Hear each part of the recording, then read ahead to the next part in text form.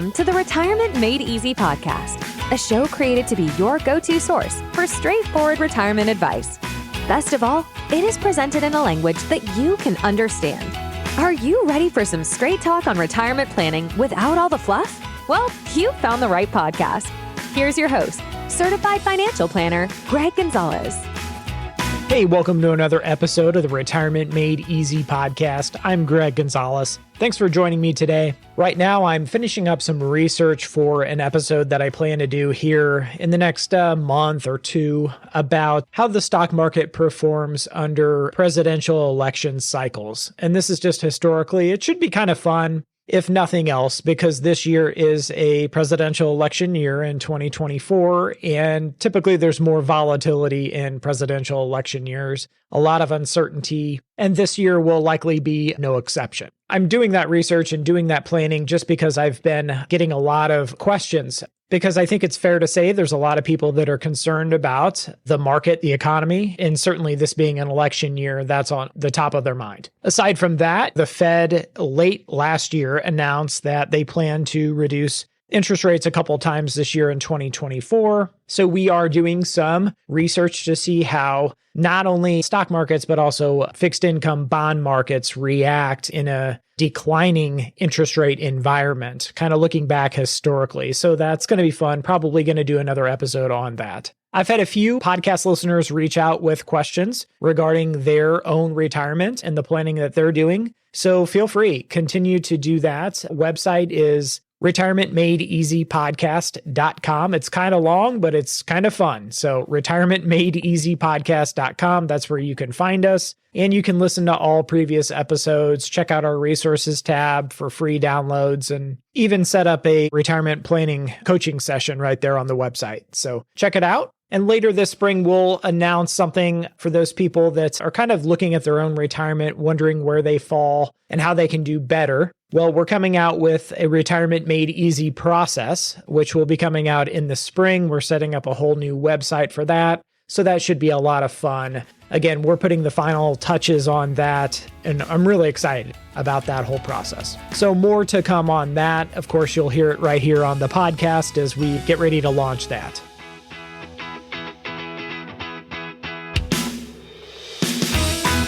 This episode, I wanted to kind of go over a couple articles that some clients had emailed me, and then I kind of did some Googling on my own to see what was out there on the World Wide Web as far as mistakes that people make in retirement planning mistakes, and you'll see these articles that say something like top 10 retirement planning mistakes. And it'll say, number 1, not saving enough for retirement. Boy, that took a lot of thought. Number 2, typically on these lists will say Social Security, claiming Social Security right away. That's the number 2 mistake you typically see on these lists.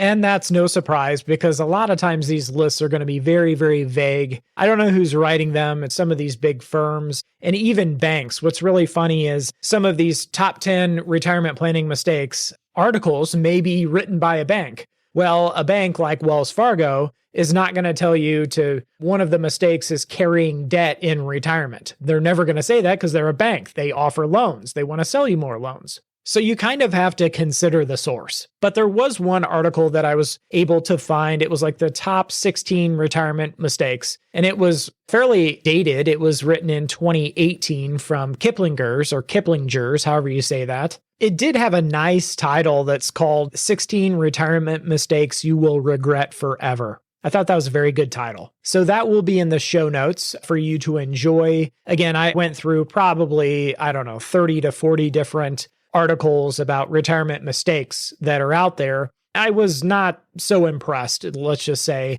And it made me think that probably it was highly likely that the people writing these articles are not retirement planners that are meeting with people on a regular basis, advising them on retirement planning. It would be like me trying to write an article on golf, but I've never played golf competitively. I'm terrible at golf, but hey, I've read a couple books on golf, so therefore I can write an article. So with that being said, for the benefit of our listeners, I wanted to come up with real retirement planning mistakes that I see at our firm, St. Louis Retirement Advisors. We work with clients over 100 families in 20 different states. The majority of them are in Missouri and Illinois. But 90% of our clients are 55 and older in that season of life where they're trying to plan for that successful dream retirement. So while we have not seen it all, we have certainly seen a lot. We've heard from a lot of people. We've seen where people fall short with retirement planning, and then they call us. And those, in my eyes, are almost more challenging than anything because you're trying to kind of fill in the gaps and keep the ship afloat, so to speak, because the financial house was built with leaves and sticks to begin with, or there was no retirement plan or strategy at all. Retirement was just kind of decided on a whim. And that's where mistakes can kind of happen when you don't plan ahead. So here are my top 10 retirement planning mistakes that I have seen as a retirement planner. And some of these are going to be more common than others. Some of them I may seldom see, but that doesn't mean that they're not important to bring up. So here we go. Planning mistake number 1 is not accounting for the possibility that you may end up retiring earlier than you had planned or originally anticipated. And I see this quite frequently, not all the time, but certainly here and there. So there was a JP Morgan study, and this is from their guide to retirement that they put out every year. But what this looked at, it looked at all these different workers and retirees. And what it showed was 69% of people planned on retiring at 65 or later, but only 34% of people actually retired at 65 or later. The average age to retire was 62. So why are these people retiring earlier than they had planned on? Well, a lot of the reasons, and this study kind of shows us that it was either health problems or disability, a company downsizing or going through layoffs. And of course, they're going to be laying off their older workers who are very, very well paid. And here's one, just like my mother retired earlier than she had planned on to care for mom and dad or caring for a spouse. In my mother's case, she retired early to care for my grandparents. So why this is a mistake that I see is we have to kind of plan for the unknown. We don't know what the future is going to hold. Things don't always go as planned. I cannot tell you how many people that I've met that are 62 and planned on retiring at 65, and then their company went through downsizing and they got laid off and they had to adjust their retirement plan. So why is that important and why is it a mistake? Well, we need to account for that because what if we don't make it to our planned retirement age? What are we going to do? As far as health insurance, as far as getting our house paid off, and all the other goals that we have. Now, of course, some things are completely out of our control, but I think it is wise to run scenarios of, okay, if our goal is 65, what does it look like if we were to get laid off at 62 or 63, or due to health reasons, we had to retire? At my company, at my firm, what we do is retirement scenario planning. So we're not surprised. We kind of know what it looks like, what 63 retirement date would look like versus a 65. So the statistics again show us that more times than not, people plan on maybe retiring at 65 or later, but the majority of the people don't end up making it that far. Mistake number 2 that I see is that people don't even account for health insurance and healthcare expenses in retirement. They largely underestimate the cost of healthcare and what it's going to be over those last 3 decades of your life. And if you look at studies on inflation and how much costs go up in regards to healthcare, it's greater than other goods and other ways that we spend our money on. Inflation on healthcare is going to be greater than your grocery bill over a 30-year period. If you look back 30, 40 years and how much inflation has impacted healthcare costs, it's over 5% per year. And statistically, as we get older, the older we get, the greater the percentage of our annual budget that is spent on healthcare costs. And that goes into retirement. Mistake I see number 3 is not understanding the rising cost of living over time, inflation. And if you think things are expensive now, they're not going to get any cheaper. Every year, everything you buy will cost more. That's just the way it goes. I don't personally like it. You probably don't like it either. So if we're looking at our retirement spending budget, we've got to say, okay, this is what we can live on comfortably today. And next year, it's going to be, let's say, 3% higher. And then the next year, 3% higher. how is our strategy, our retirement income strategy, going to be able to meet and exceed those demands of inflation? That's one of the most crucial elements that you can learn from this podcast. And I know there might be some people that are optimistic on Social Security and that cost of living adjustment being there forever. I'm just not one of those people. So I think it's prudent and wise to come up with your own strategy, your own plan, so that you're not ever forced to kind of cut back on your lifestyle down the road. And I think seeing that, like in the retirement plans that we do for clients, and if you don't have a retirement plan, contact your retirement planner and say, hey, now's the time. Let's not let another day go by. Let's put pen to paper and get serious about this retirement planning. Retirement mistake number 4 that I see is ignoring taxes and just not having tax planning as an element of your overall plan. And the easiest way I can kind of describe this is, okay, when you're working, let's say you're W-2 and all your money that you make is taxed as ordinary income, your taxes are going to be more cut and dry. But in retirement, there's flexibility. It gives you the ability to come up with a tax-efficient retirement income strategy. What I mean by that, let's say you have a Roth IRA that you can draw from tax-free. You've got a brokerage non-retirement account that's going to be taxed sometimes. And then you've got Social Security, which not all of it is taxed. There's a portion that's going to be tax-free. How big that portion is dependent on all your other income. And then we've got, let's say, a pre-tax, a 401k bucket that's going to be taxed always. So by taking a little bit from each bucket, we typically have some control over the taxes that we pay in retirement. But it certainly takes some planning ahead. So please don't disregard tax planning in retirement. That is going to be my number 4 mistake that I see. My number 5 retirement planning mistake that I see is in regards to Social Security. And I'm not going to tell you the mistake is, oh, you took it too soon, like a lot of these articles are doing. And if you want to read that, that's what they'll all say. Oh, you took it too soon. You should have waited. I don't believe that.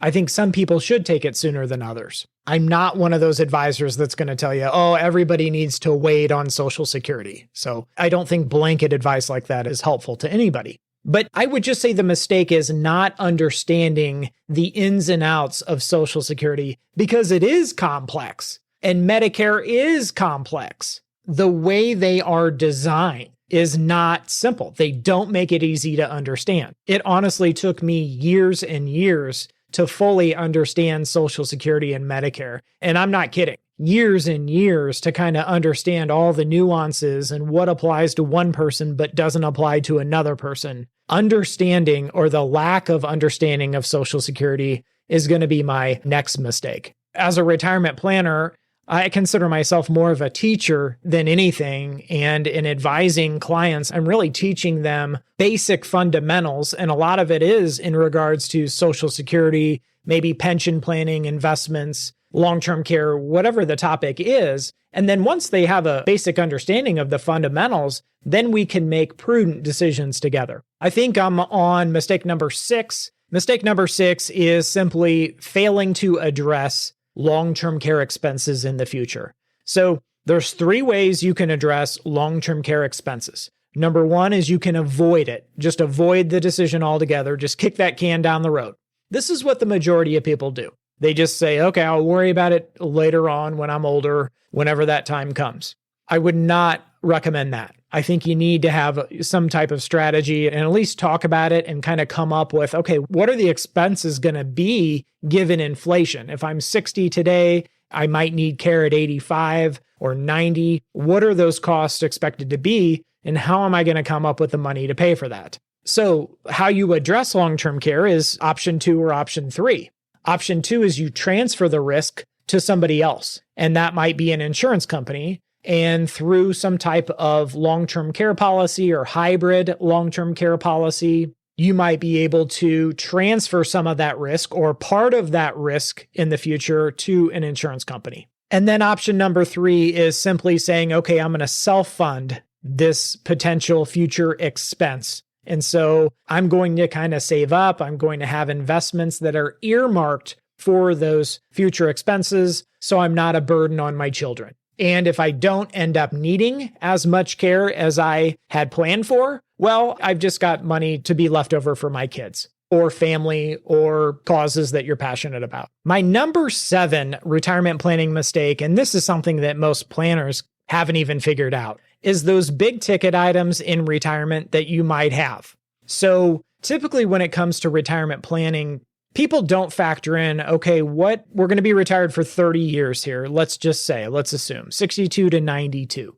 What about those big ticket items that you might have? It might be goals of sending your grandkids to college or helping pay for a wedding of a granddaughter or something like that. Or maybe you like to travel, those big bucket list goals that you might have. Even upgrading vehicles in retirement. My goodness, I had a client the other day say that he paid more for his last vehicle than he did for his first house. Wow. If that's not an example of inflation and the rising cost of living, I don't know what is. And new vehicles are not getting any cheaper. I am blown away when I see what people are spending on a new vehicle. And I'm obviously a Dave Ramsey fan. I'm always going to buy a new used vehicle.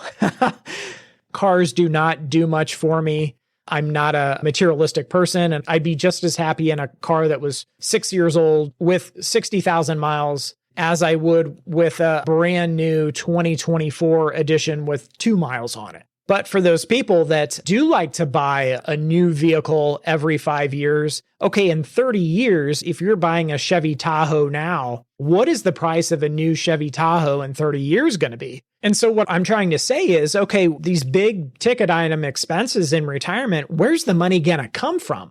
Where is the money going to come from? And I have witnessed people over the years, some clients, some not, that went and bought this big boat that was not planned ahead for, or went and bought this $90,000 vehicle that was not planned for. That's a surefire way to blow up your retirement plan, believe me. So the answer to that is, to those big ticket items, is you need to plan ahead. And I know some of those things, it's kind of hard to plan that far in advance, but we can certainly say, okay, we like to upgrade our car or our vehicles every 5 or 10 years, or we like going on trips, or we do want to help out with the grandkids' college education. And speaking of college education, or maybe it's just private high school education, there's a guy I know that's 66. When he went to high school here in St. Louis, it was $800 a year. That was his entire tuition. That same school is $16,000 a year today. That's just an example of private high school here in St. Louis. But it's the same thing. If you look at the price of college education and how much it goes up year in and year out, we really have to consider, okay, if helping with grandkids' college education is one of our goals, what is the cost going to be and where does the money come from? And again, it doesn't have to be for education expenses. I'm just trying to think of big ticket items, whether it's weddings or vacations, or it could be as simple as just looking at vehicle purchases in the future and how much those are going to cost. But I've gotten several calls over the years where somebody had cashed out a big portion of their 401k to either send their kids to college or to pay off their kids' student loans. And then they called me after the fact, and that one decision really derailed their retirement plan altogether. Number 8, retirement planning mistake number 8 is not understanding how your money will help you accomplish your goals in retirement. So what I mean by this is there was a study by Fidelity, and that's one of the largest providers of 401ks. And they stated that the retirement date funds, which if you've listened to this podcast, I'm not a huge fan of, but for those retirement date funds that they offer in 401ks that are based on your age,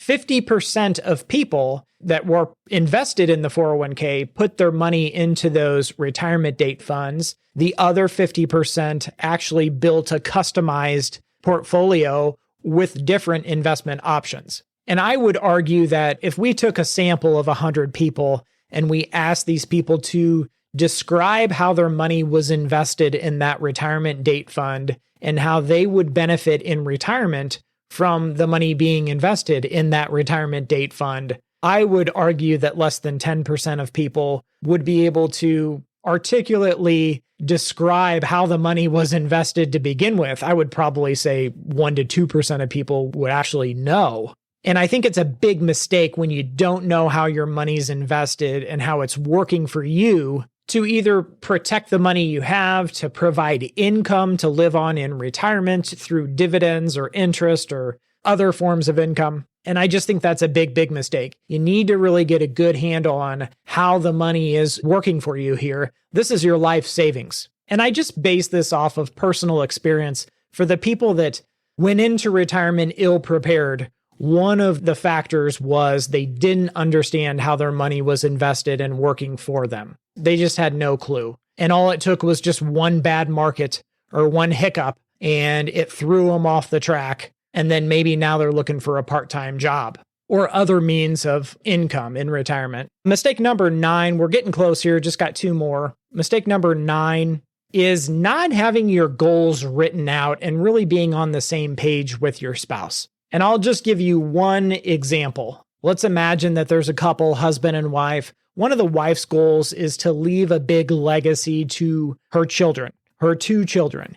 And she would rather sacrifice her lifestyle in retirement. And if that means not traveling and not enjoying their money and their life's hard work, accumulating this retirement nest egg, she would rather do that so her children, her 2 children, could have a larger legacy and inheritance one day. Then imagine her husband, on the other hand, says, no, I worked hard for this money, sent the kids to college, they've got a good life, they're making good money, they're doing well. I'd rather enjoy this nest egg and everything that we've worked so hard for. And then if there happens to be money left over, great. If not, I'm okay with that. So this couple, this example, this is a hypothetical example, but this couple is not on the same page. And that's going to lead to issues in retirement. And again, it's not just legacy planning that a couple may disagree or they may be coming from different sides. There's all kinds of different aspects of goal planning when it comes to retirement. And it's hard to have a successful outcome when both partners are not on the same page. It's kind of like if you were in business with somebody and you were saying, with our business, I want to get the debt paid off. And your business partner, the co-owner, was saying, no, I want to add more debt and more debt after that. It's just going to be hard when you're both going different directions. The last mistake that I'm going to say, and you won't hear this anywhere probably but here. I read all those articles and nobody talked about this. I've had to learn this over the years through working with retirees. But when I look at my clients that are still preparing for retirement and they're doing a great job of saving, and maybe they're saving in their 401k every single paycheck, and they're buying shares, maybe it's shares of a mutual fund inside of their 401k, or maybe a Roth IRA, or wherever it is. And they're buying shares when the market's down. They're buying shares when the market bounces up. And really, when they're buying shares when the market's down, they're figuring, gosh, I'm buying shares that are undervalued when they're on sale. And so when the market does spring up, I just bought at somewhat of a discount, if you will, and I'm getting a reward, a return when it gets back to its fair value. And that all works really, really well. But then you get into the distribution phase. So for those people that are spending their retirement accounts, what ends up happening is they're not adding any more money because they don't have that paycheck anymore, but they're subtracting from their accounts, meaning they're taking withdrawals, they're spending their dividends, that kind of thing. And if they're selling shares when they're greatly undervalued whenever the market goes down, it has the opposite effect. It hurts them more than it helps them. And if you're living on your nest egg, if you're taking withdrawals and living on the income from your portfolio in retirement, I would argue that you probably need a different portfolio than when you were working and you were saving and you were more focused on growth. Simply because the goals, your goals have now changed from, okay, I want income in retirement. This is going to supplement my lifestyle versus while you were working, it was a different mindset.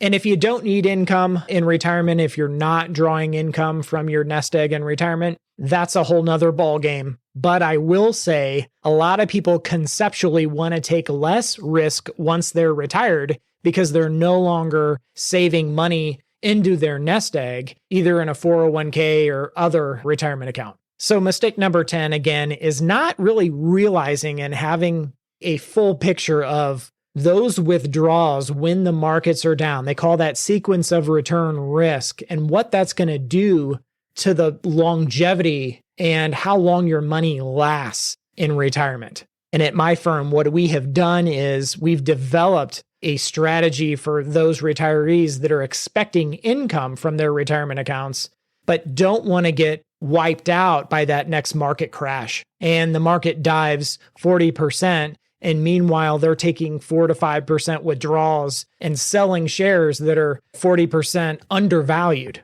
That can turn into a nightmare really, really quick. So you want to have some kind of strategy to help insulate you from those bad years in the market. I hope this episode has been helpful. I know this was kind of long this time, but those are my top 10 retirement planning mistakes. I know they're a lot more specific than any of the ones that you'll Google, but hopefully they're helpful to you. We'll see you next time, and remember, always dream big.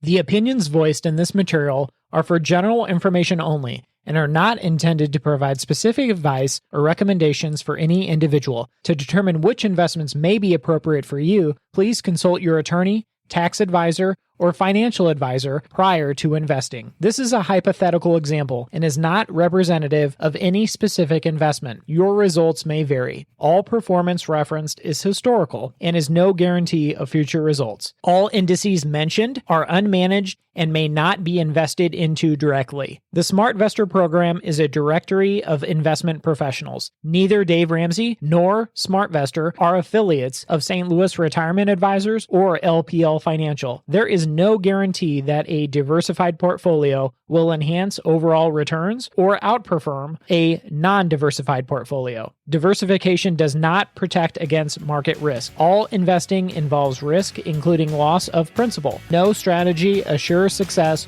or protects against loss. Securities and advisory services offered through LPL Financial, a registered investment advisor, member FINRA, SIPC. Thank you for listening to the show today. Check us out at our website, retirementmadeeasypodcast.com. And if you want some help from Greg, submit your questions at the bottom of the page or sign up for a 30-minute retirement coaching session with Greg. We'll see you next week.